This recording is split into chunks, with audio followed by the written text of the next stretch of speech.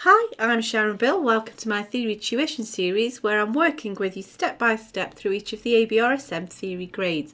We're continuing to work through the grade 4 ABRSM Music Theory and Practice workbook. So if you want to grab that, have that to hand. Also, there are lots of resources available on my website. If you visit sharonbill.com, you'll find some free PDF information sheets. They're available in US letter or A4 and they accompany each step of this series. Also on that website there's a page with links to all of my YouTube video tutorials, and you can also access information about the books that I have available. I've written How to Take Your ABRSM Music Theory Exam, and it's an exam technique book with lots of tips and techniques on how to best prepare for your music exam, and also how to best make use of the time when you're sitting in the exam room working through your exam paper. And so that's available for you. If you visit sharonbill.com, it's all there. If you can give me a like, that'd be great. That'd be really encouraging to me. I hope that you're enjoying this series. Please subscribe to my channel to keep updated. And so now if you want to grab yourself a pencil, a ruler and an eraser and turn with me to page 23. And we're going to have a look at exercise 3. If you want to also turn in your PDF document to section G, you can also recap on the information that we've covered in the previous exercises on this topic. So let's have a look at exercise 3. I suggest that I work through the first few with you and then you press pause, try the rest yourself and then re-access into the video and we'll check through them together. So exercise 3 asks us to write the triad for each key. So we're going to have to respond to what they've required here and write out a triad. It says do not use key signatures but put in any accidentals where they are needed, where they're necessary. So we need to bear the key signature in mind but add it as accidentals. So for example here, this is in D major. They've asked us to write this in. So D major has a key signature of F sharps and C sharps. They've asked for chord 4, so if D is the first, 1, 2, 3, 4, G is the second, so we build the triad, G is the fourth, so we build the triad on that, which is a G, B, D. However, there are no Fs or Cs to sharpen in that triad, so the key signature doesn't come into action here, and so there's no reason to write anything there. So we need to bear the key signature in mind, but it may not be applicable in every case.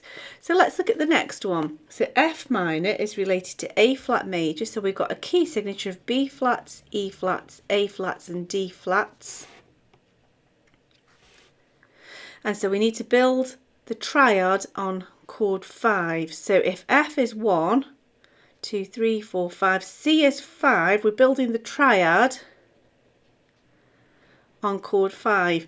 Now here we've got a C, E, G, and so you would think that we would need to add the E flat accidental. However, don't forget that E flat is then raised because that's the 7th of the scale from the flat to a natural, so there's no need to add the flat at all because it's cancelled out by the raised 7th.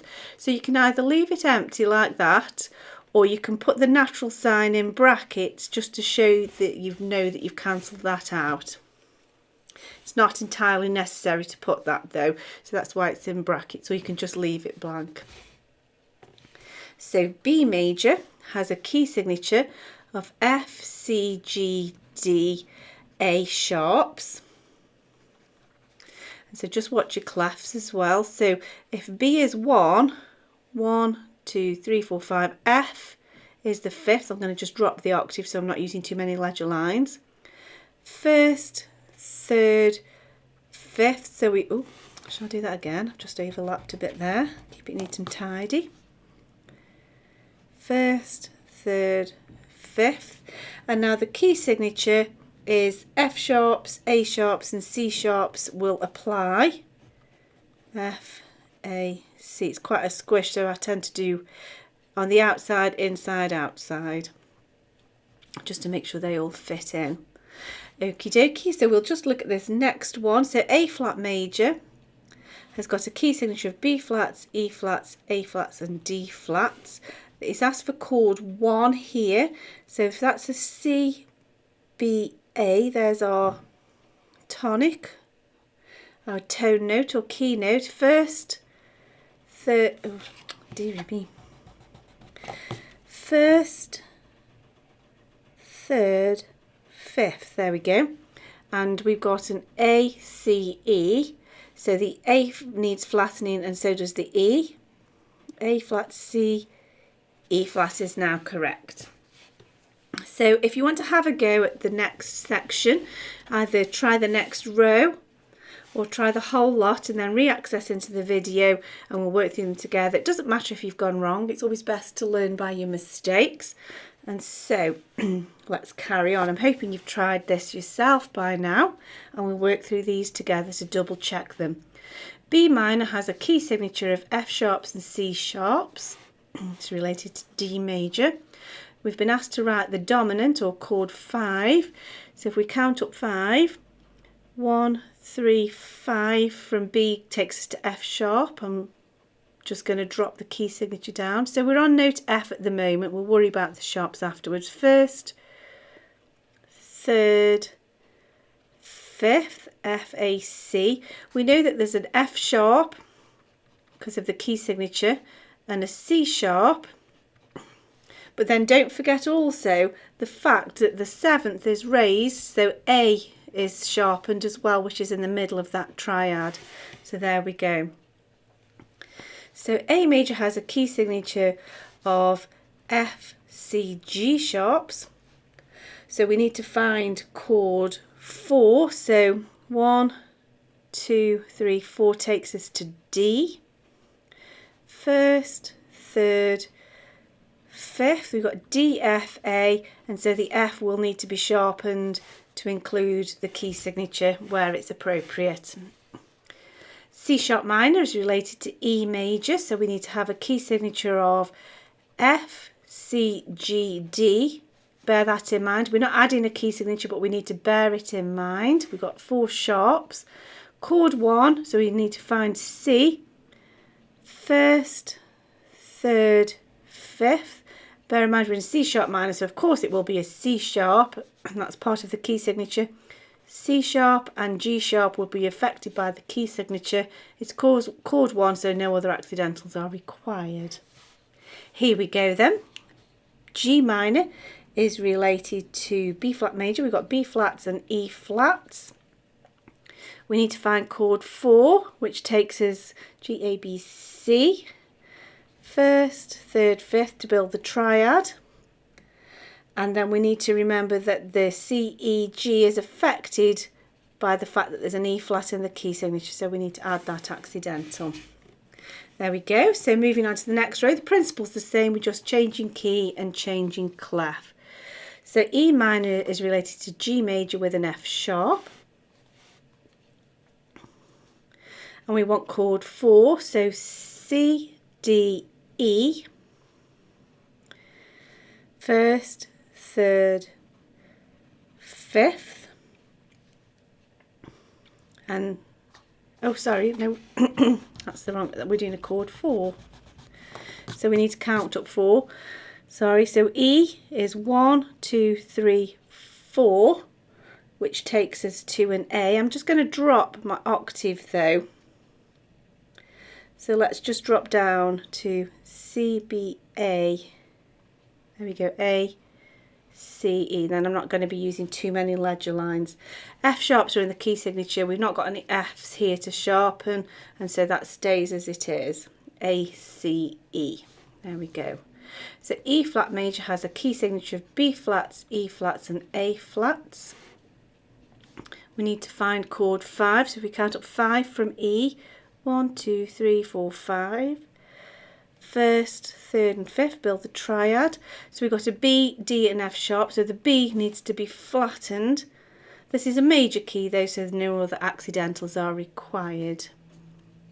So B minor.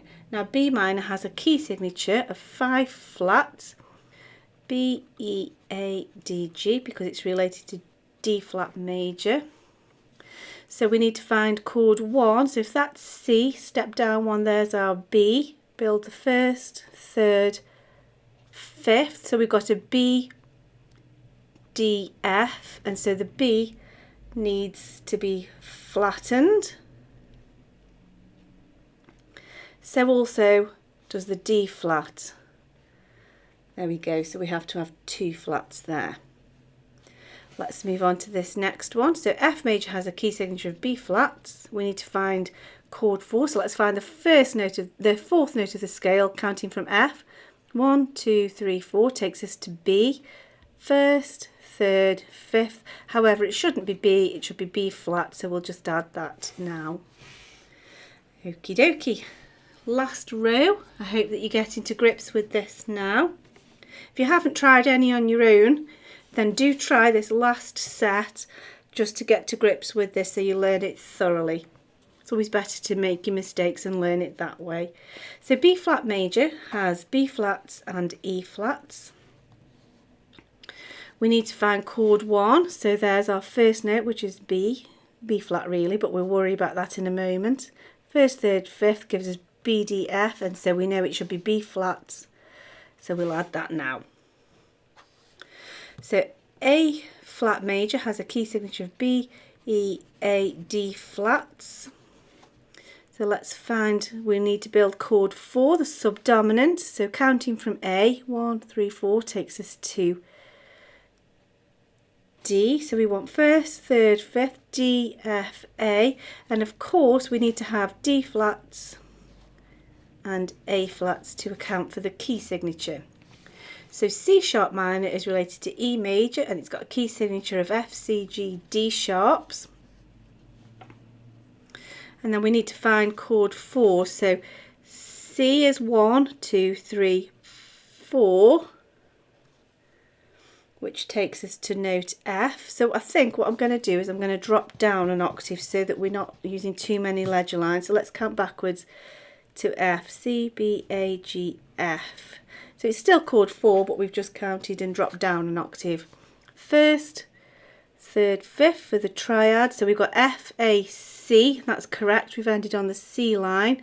And of course, we know that the F and the C needs to be sharpened to account for the key signature that is implied. And so the last one, B flat major. B flat major has B flats and E flats. Chord 4, let's count up from B, 1, 2, 3, 4 takes us to E. First, third, fifth, but of course instead of E, G, B we know it should be E flat, G, B flat. There we go. So I hope that's helpful to you. It's a really, really important foundational topic in triad, so make sure that you've really got into grips with this. If you've made mistakes, it's okay, just go back and try them again. We'll have some more practice this in the next exercise. I do hope that you're enjoying this as much as I am. Give me a like, that'd be really encouraging to me. Subscribe to my channel to keep updated, there's lots more to come. And please do visit sharonbill.com and make use of all the resources available to you there. Thanks for watching, bye.